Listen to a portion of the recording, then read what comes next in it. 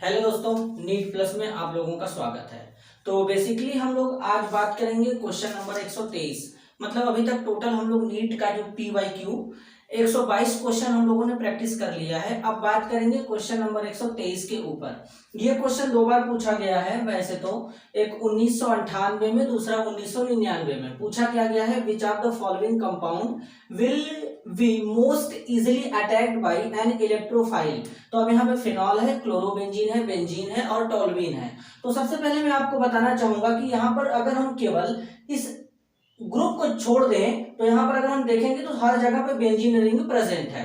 तो ग्रुप में केवल क्या है, यहाँ पर OH है, यहाँ पर Cl है, यहाँ पे CH3 है।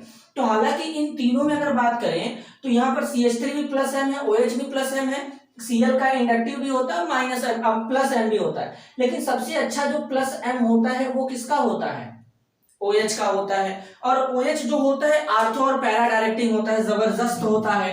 तो जब हम लोग रेजोनेटिंग स्ट्रक्चर बनाते हैं फिनॉल का तो यहां पर कुछ इस तरीके से होता है। मैं दिखा देता हूं आपको थोड़ा सा बना के। तो ये लोन पेयर यहां पर उतरता है और ये वाला बॉन्ड यहां पे शिफ्ट होता है। तो इस केस में यहाँ पे क्या होता है, कुछ इस तरीके का हमको देखने के लिए मिल जाता है। सॉरी, इस पे नेगेटिव और यहाँ पे double bond as it is रहेगा, यहाँ पे double bond OH positive. Ortho position पे नेगेटिव चार्ज आया।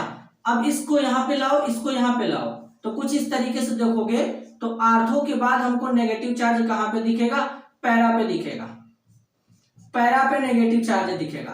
तो इसलिए मैंने बताया कि ये आर्थो और पैरा डायरेक्टिंग होता है और इसका प्लस M बहुत ज्यादा होता है। तो इसलिए क्या करेगा, आर्थो और पैरा पे इलेक्ट्रोफाइल का अटैक बड़ा ही इजीली करा देता है। तो जब भी कोई सामने से इलेक्ट्रोफाइल आता है, मान लो ये एक फिनॉल है, कोई सामने से इलेक्ट्रोफाइल आएगा तो दो जगह पॉसिबिलिटीज है, एक आर्थो से दूसरा पैरा से। तो दो जगह पे अटैक करके डबल प्रोडक्ट बना देता है, एक ऑर्थो प्रोडक्ट बनाता है और दूसरा पैरा प्रोडक्ट बनाता है, जिसमें से हमारा पैरा वाला मेजर होता है। तो कौन आसानी से हमारा इलेक्ट्रोफाइल का अटैक करा रहा है, तो वो है फिनॉल बच्चों। ऑप्शन ए यहाँ पे फाइनल हो जाएगा। तो इस तरीके से सही आंसर क्या होगा, ऑप्शन ए। इसका स्क्रीनशॉट ले लो। ये क्वेश्चन देखो, कार्बोनिल कंपाउंड का क्वेश्चन है। बेसिकली 2016 में पूछा गया था। कब पूछा गया था, 2016 में। यहाँ पर एक डबल बॉन्ड दिया है 6 मेंबर रिंग में और यहाँ पर एक डबल बॉन्ड O लगा दिया है। कार्बोनिल ग्रुप H2 गैस के तौर पे यूज किया गया है। 1 atm का प्रेशर है, PD चारकोल और इथेनॉल लिया गया है। तो मैं तुम लोगों को बता दूं कि जब H2PD चारकोल आता है तो वो रिडक्शन कराने का काम करता है। तो रिडक्शन कहाँ पे कराता है, जहां पे डबल बॉन्ड होता है वहां पे हाइड्रोजन ऐड करने का काम करता है और जो कार्बोनिल ग्रुप होता है वो एज इट इज रहता है। तो इसमें किस तरीके से अगर रिडक्शन कराते हैं इसका, तो ये हमारा यहाँ पे ऐसे है, डबल बॉन्ड O है, यहाँ पे डबल बॉन्ड है। तो जब इसका तुम रिडक्शन कराओगे H2PD इथेनॉल लेकर के आओगे, चारकोल भी ले लो, ठीक है। चलो H2PD चारकोल ले लो। तो इस केस में ये डबल बॉन्ड का रिडक्शन कराएगा, तो डबल बॉन्ड के जगह पे हाइड्रोजन ऐड हो जाएगा। तो यहाँ पे डबल बॉन्ड हो, कार्बोनिल ग्रुप साइक्लोहेक्सेनोन यहाँ पे बन जाएगा बच्चों। तो फाइनल आंसर क्या होगा, ऑप्शन डी हो जाएगा। देखो कितना आसान था, ठीक है। स्क्रीनशॉट ले लो, अगला क्वेश्चन प्रैक्टिस करें। चलो बच्चों, क्वेश्चन नंबर 125 के ऊपर बात करेंगे। 2022 में क्वेश्चन पूछा गया था, बोला इनमें से कौन सा कंपाउंड एरोमेटिक नहीं होगा। तो सबसे पहले एरोमेटिक के लिए मैं तुम लोगों को अगर कंडीशन बताऊं तो क्या होता है, एरोमेटिक के लिए कंपाउंड हमारा कैसा होना चाहिए, साइक्लिक होना चाहिए। साइक्लिक का मतलब रिंग होना चाहिए। देन हमारा प्लेनर होना चाहिए। प्लेनर कैसे होगा, या तो हाइब्रिडाइजेशन sp2 हो या समटाइम sp भी हो जाता है, लेकिन sp2 कंसीडर करके चलते हैं, ठीक है। इसके बाद ये हकल रूल को फॉलो करना चाहिए। हकल रूल में क्या होता है, 4n+2 पाई इलेक्ट्रॉन होते हैं, ये हमारे होते हैं। अब यहाँ पे n हमारा कोई नंबर होता है, जैसे यहाँ पे 0 से 1 2 3 होता है। अब तुम n की जगह पे 0 रखो तो 4 × 0 + 2 पाई इलेक्ट्रॉन, तो यहाँ पर कितना बनेगा, 2 पाई इलेक्ट्रॉन बनेगा। फिर अगर तुम 4n का वैल्यू 1 रखोगे तो कितना बनेगा, 6 पाई इलेक्ट्रॉन बनेगा। ये जो देख रहे हो, अगर तुम 2 रख दो तो 4 दूना के 8, 2 10 पाई इलेक्ट्रॉन, 10 पाई इलेक्ट्रॉन हो जाएगा। तो ये जो 2 pi electron, 6 pi electron, 10 pi electron है, ये दरअसल हकल नंबर है, ठीक है।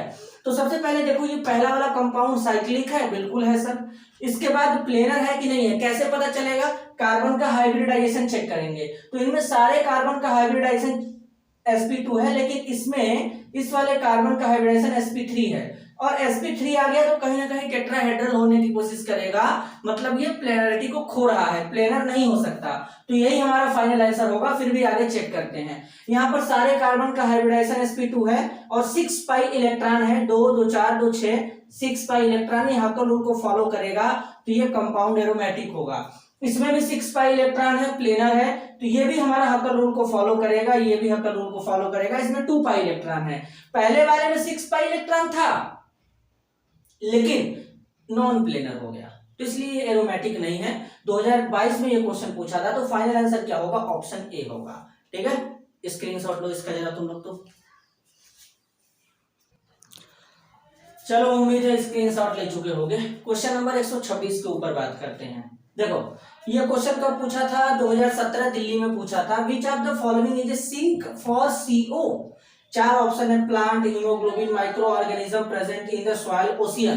तो बेसिकली मैं तुम लोगों को बताना चाहता हूं कि देखो, जो माइक्रो ऑर्गेनिज्म हमारे मिट्टी में प्रेजेंट होते हैं वो दरअसल क्या करते हैं कि कार्बन मोनोऑक्साइड को सिंक करते हैं और सिंक करके उसको कन्वर्ट कर देते हैं कार्बन डाइऑक्साइड में, जिससे पॉल्यूटेंट कम हो जाता है, पॉल्यूशन कम हो जाता है। ठीक है, तो इस काम को कौन करते हैं? माइक्रो ऑर्गेनिज्म कहते हैं। इन्वायरमेंटल केमिस्ट्री का क्वेश्चन था बेसिकली ये। तो फाइनल आंसर क्या होगा? Option C.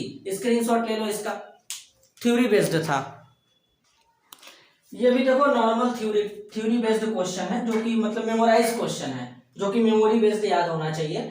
पहला जो क्वेश्चन नंबर 127 है, which one is malachite from the fall. मतलब ये क्वेश्चन 2019 में पूछा गया था। मैलेकाइट का नॉर्मल अगर तुमको फॉर्मूला पता रहेगा तो हो जाएगा।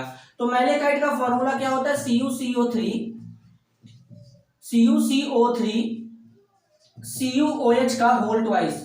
मैलेकाइट ग्रीन कलर का होता है, ग्रीन भी कहते हैं इसे। ठीक है, ये कॉपर का क्या होता है? ओर होता है। तो फाइनल आंसर देख रहे हो, ऑप्शन डी हो जाएगा। क्या हो जाएगा? Option D.